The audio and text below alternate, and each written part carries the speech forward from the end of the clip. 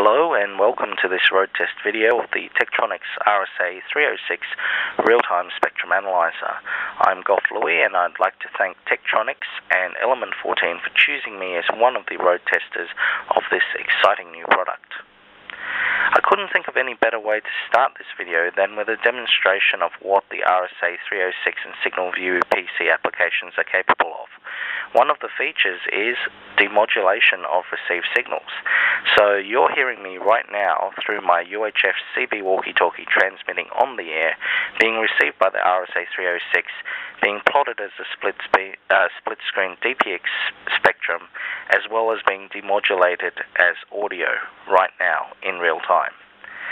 There are plenty more interesting features available on the RSA306, as well as interesting options which we'll go and explore in the rest of the video. So without further ado, let's take a look at some of the things which you might experience when using the RSA306.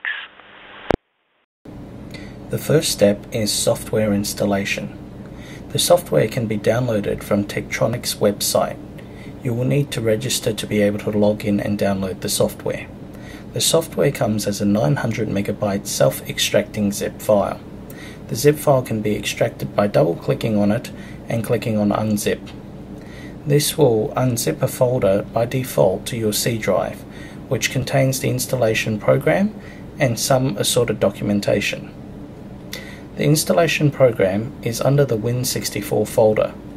Setup.exe contains the installation wizard which will guide you through the installation. Installing the software is as simple as following the prompts on the screen.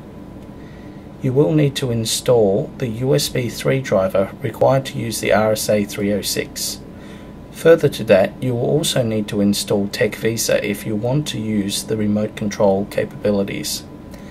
After TekVisa has been installed, it is a simple matter of rebooting the PC so that the required services are started up and you are ready to begin your RSA306 adventure. So let's move on to taking a look at some on-air signals. For example, here is demodulation of broadcast FM through the Signal View PC application, and it is currently tuned to 106.5, and the audio is being demodulated by the software, and it's showing its real-time DPX spectrum as well. And here's an example of a more narrow signal. This one is POXAG, which is better known as a pager signal on the air.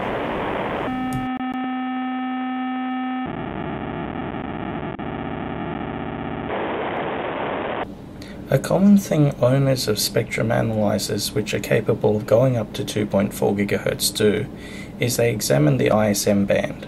At the beginning of this clip, the clip actually shows some background Wi-Fi access points which, due to the effects of multipath, have a very unusual signal strength profile. And then someone decides to cook their lunch. So this wide band of sweeping interference you see going up and down the band is indeed our friend the microwave. And this is actually a pulsed emission that sweeps over a wide frequency range. The pulsed nature of the emission becomes clear when we change the time in our DPX view.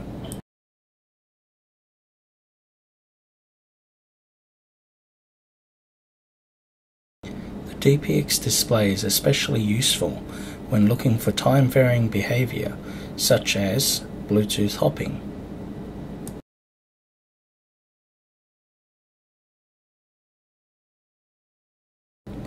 The 40 MHz real-time span offered by the RSA306 is not enough to image the whole ISM band at once.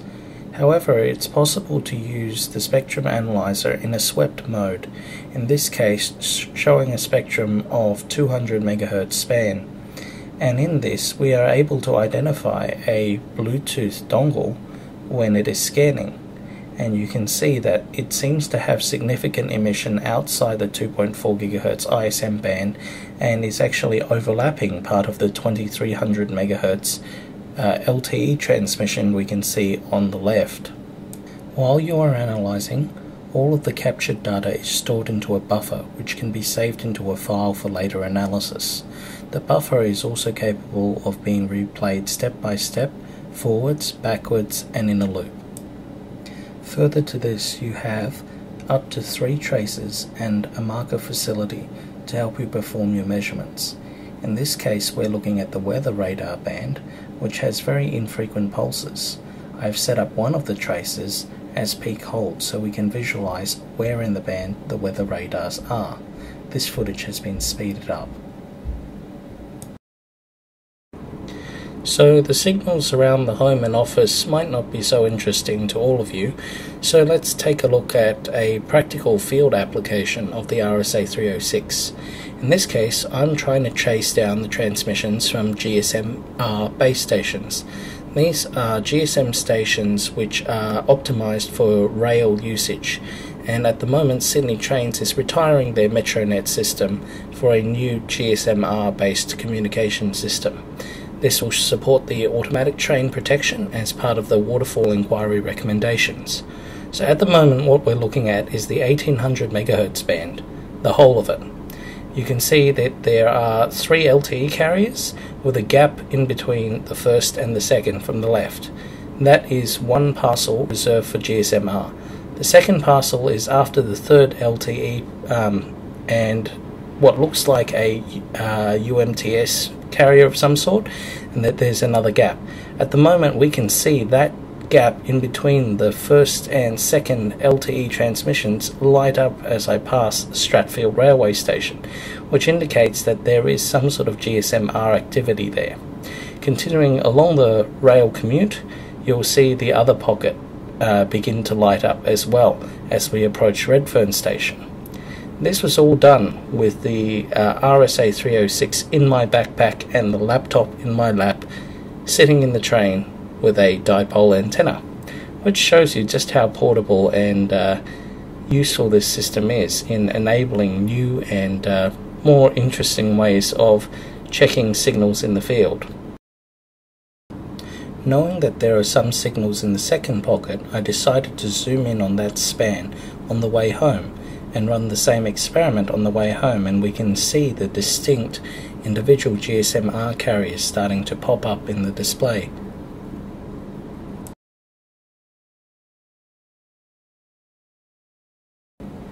Around Australia at this time, mobile networks are currently upgrading and LTE technologies are finally making it to base stations.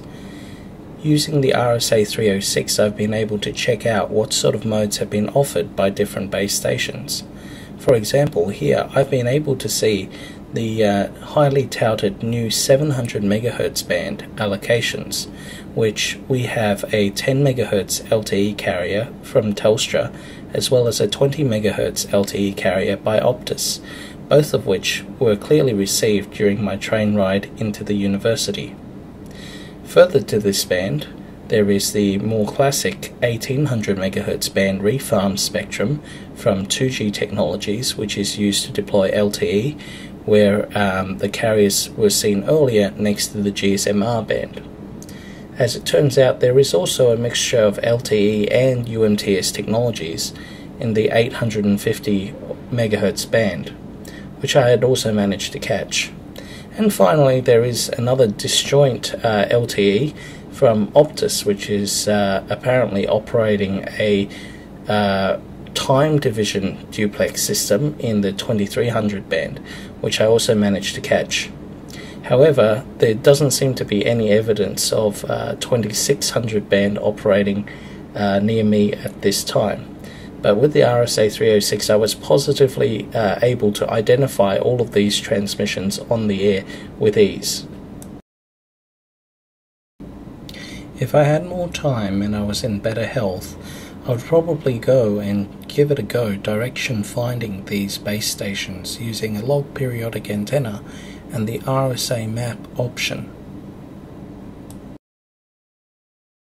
Another exciting feature of the RSA306 and the SignalView PC software is the ability to enable various software options which can make your life easier when doing pre-compliance testing for certain things such as 802.11 wireless devices, as well as Bluetooth and Bluetooth low energy or Bluetooth smart devices. There are also other options for, say, APCO P25 and also pulse testing and so on. But right now what we're looking at is the wireless LAN summary, which is one of the option displays available with the wireless LAN feature, and I've got a USB wireless card pretty much directly hooked into the RF input, and it's putting out 802.11b speed beacon frames as well as data frames, and at the moment it's showing you some of the statistics on the acquired frames, which includes things like power levels, error vector magnitudes and so on. We can change displays, for example to the constellation display, which shows you graphically what the say IQ arrangement of the signal is, and you can see that the targets are illustrated by crosshairs, so you can graphically judge what your signal is doing. Of course, that's not as exciting as it could be with wireless B only having 2 constellation points, but do remember that the options enable displays which you can use in any sort of configuration or combination which you'd like, provided the analysis and acquisition time spans and bandwidths all match. So in this case you can see now we've moved up to more sophisticated wireless N and wireless G physical layer coding. So you can see QPSK, 16 QAM and what looks like 64 QAM constellations, and I'm going through the recorded data using the replay feature in reverse, which is very handy because often the signals and analysis go by too quickly for you to see in real time. Of course, there isn't the time, and I probably don't have the expertise to go through every one of the options, but another option that I'd like to bring your attention to is the audio analysis one. In this case we're tuned to a stereo broadcast FM station, and we can clearly see that 19 kHz pilot tone, which indicates a stereo audio transmission. We can also see the RDS carriers at about 57 kHz and their mirror images, which is because of the way the data is transmitted. So with this you are able to analyze the audio quality of a transmitter if you put in a test signal, but also you're able to visualize any subcarriers on any broadcast stations which may be around you. For those concerned with EMC testing, there is a multi-zone spur option which allows you to test for EMC compliance, and this has several different presets with levels for different standards already incorporated within it, which makes your job somewhat easier in determining whether you're likely to pass or fail in a pre-qualify situation. Now we move on to some practical testing of the RSA306. So in this example here I'm actually looking at the beacon signal from a commercially operated direct-to-home satellite broadcasting satellite. And so in this example I've managed to track down the beacon frequency by scanning across the band and looking for interesting transmissions, and before you could see the DPX spectrum on the side with the audio spectrum on the left, and it seems to indicate that it's a frequency modulated signal but with 2 frequency shift keying subcarriers. And when we use the audio spectrum display to demodulate that and plot the frequency components, I think it's pretty clear. You can see the 2 clusters of peaks which seem to show that there is 2 distinct FSK subcarriers, and I'm just playing around with the units here, but it is actually possible to then use the markers to determine what frequencies those subcarriers are on. So I found that relatively interesting because this sort of information is generally not published anywhere, and it's something that really the satellite owners and operators really know, but now we've seen a satellite beacon signal.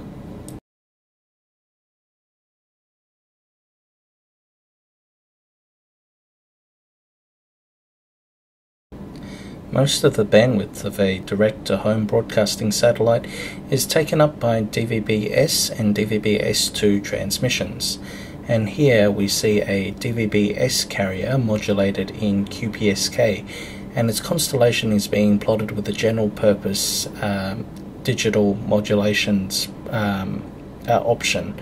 And at the moment I'm just configuring some of the options, and you can already see that the vectors generally cluster at the 4 points that form a square, which indicates it's a QPSK signal. I'm playing with the analysis length here, and you can see that it's possible to plot more or less points to get a better picture of what sort of constellation you're looking at. And of course you can also change whether vectors, points, lines are plotted to your taste, I suppose. Not all the spectrum on the satellite is used by DVB-S or DVB-S2 transmissions, which is why some of the frequencies cannot be locked on by a regular satellite card, but we can tell that there's still some signal energy there. By using the RSA306 to look at the IF frequencies, these are all looking at the IF from the low noise block down converter at the dish, you can see that in some of these areas TDMA style data services are being operated, and so the DPX makes it clear what the channel utilization slots sort of look like, whereas the peak hold trace is showing us exactly where the carriers are centered. So that's a very useful analysis. And while we're at it, I decided I might as well give my CB handheld walkie-talkie a bit of a test. So I hooked its microphone input to a 1 kHz signal generator and set it to transmit on the air, and it's being received by the RSA306. But we can see all the harmonic distortion on the screen, odd and even harmonics and non-harmonic distortion as well. With appropriate configuration of the channel power and ACPR display, we can also get a gauge on how well the CB radio respects its neighbouring channels, as in how much RF energy leaks out onto them. So in this case I've configured for 5 adjacent channels, and you can see just what it looks like when it's keyed up. This brought me on to the next thing, which was to test just what Pi-FM does when it's actually transmitting on the air. For those who don't know, Pi-FM is a package which involves a software which manipulates the Raspberry Pi's clock generator to create FM broadcast radio. If you attach a wire to GPIO4, you actually get a fairly decent, powerful FM transmitter which is capable of stereo. And so here we can actually see the modulated output being analysed by Signal View PC, with the FM deviation being shown on the left. So we can see it's about plus or minus 25 kHz either side, which is a little bit narrow for wide FM, which is why the Pi-FM output sounds a bit quiet. But of course you shouldn't be using Pi-FM in regular use, because the way it manipulates the hardware, which, well, the clock generator was never meant to generate nice clean RF.